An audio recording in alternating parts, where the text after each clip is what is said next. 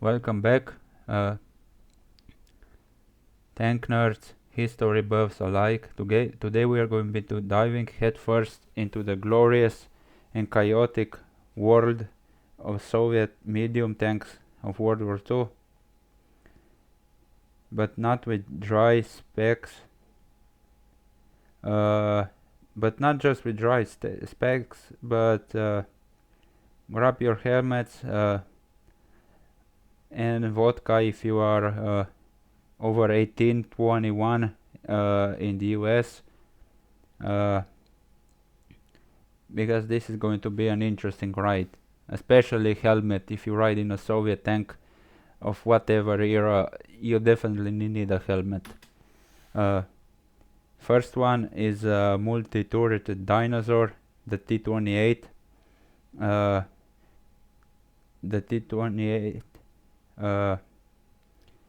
imagine if someone designed a tank after bench watching too many sci-fi movies in the 1930s. This thing had 5 to 6 crewmen, uh, 3 turrets, and an elegance of a hippo on roller skates. Uh, Armor was a whooping 20 to 30 millimeters. Uh, it was basically a metal sandwich. The German guns could chew through like a hungry bear through a picnic basket. It looked cool, but by 1941 it was outdated as your grandma's typewriter. Still in the Winter War, it sort of worked until Finns and Germans turned it into scrap. Now the T-34-76, the game changer. Uh, uh, and now let me introduce the superstar, the T-34-76, the beast. Flipped the whole tank game around. The Germans saw it, went, "Oh, Hans, we might need a bigger, we might need bigger guns." Uh, Sloped armor, check. 76 millimeter gun, check. Enough diesel power to drive to Berlin, not quite, but sure, he's going to try.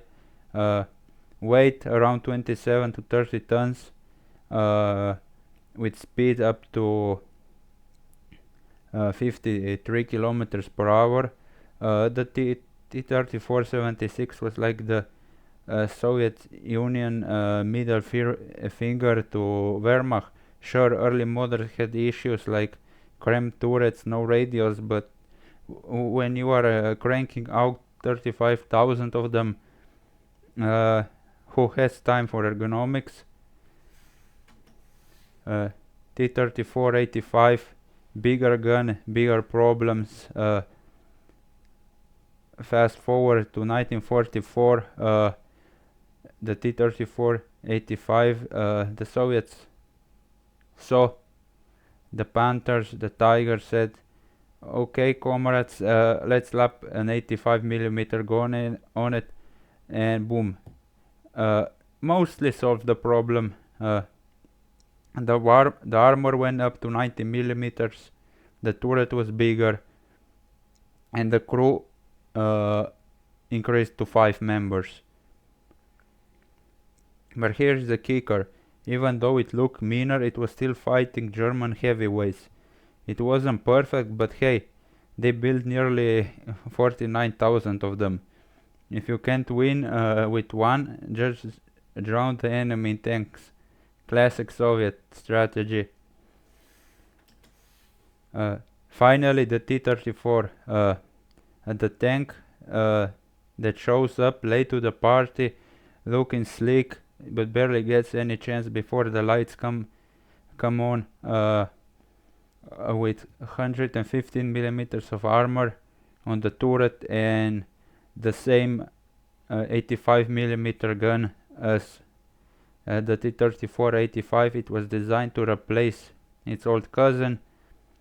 It had better suspensions, internal components, and potential to evolve into the mighty T-54. But here's the funny part. it entered combat so late in World War II that it basically just posed to